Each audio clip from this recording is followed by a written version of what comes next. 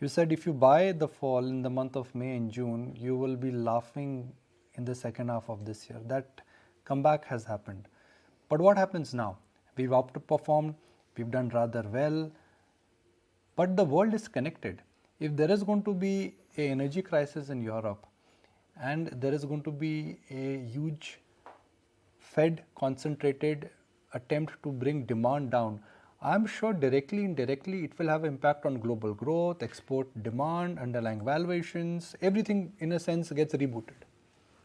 Nikunj, I'm sorry, I lost you there for a moment, so only I could capture only the last part of it. If you can just summarize the question again. Spoke to you last, global markets and Indian markets were in middle of a strong wave of correction, and your idea that time was that you buy in the month of May. This is not the traditional May where you sell in May and go away. If you buy in the month of May, you would be handsomely rewarded.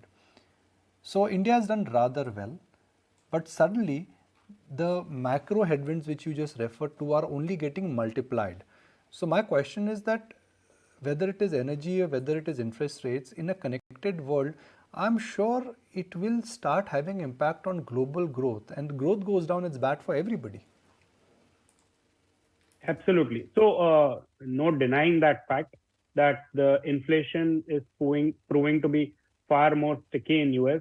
And if inflation is going to be sticky, then interest rates in US are going to go up. And if that happens, then worldwide there will be an environment of risk averseness.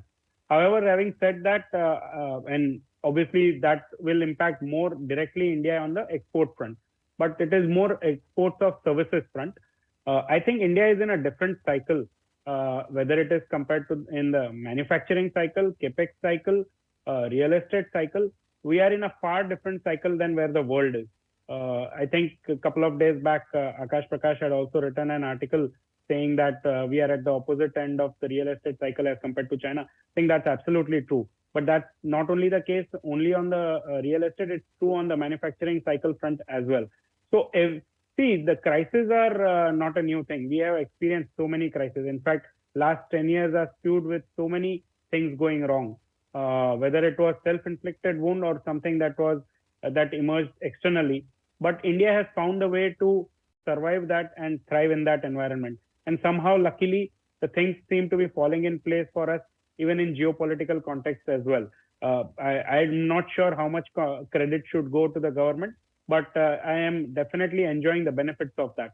So in a scenario when people want to move out of China, their manufacturing supply chain, in the environment where the energy bills in the Europe are shooting through the roof, everything points to India being the only choice of manufacturing destination, which is large enough to take the kind of shift that is happening in that world.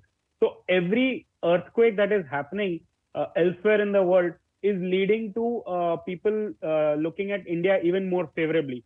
So I am actually very, very enthused by that fact. So we are on the cusp of a manufacturing renaissance. We are on the cusp of a capex revival, and we are on the cusp of a credit growth cycle and real estate cycle in India. Ravi, hi, this is Anisha also joining into the conversation. So given the fact Hi. that you're talking about how India is looking a bright spot, is it time now to avoid the, export dependent sectors, the likes of IT, pharma, etc., and probably look at capital goods, capex theme, etc.? Yeah, so I will not broad brush the whole thing, but definitely at this juncture, pharma has its own challenges. And the challenges are more that their buyers in pharma are consolidated. IT definitely will face a challenge because we saw a tremendous expansion in margin and big pickup in growth. To some extent, that growth was bunched up because of COVID. And now with the COVID normalizing, some of that growth could also go away.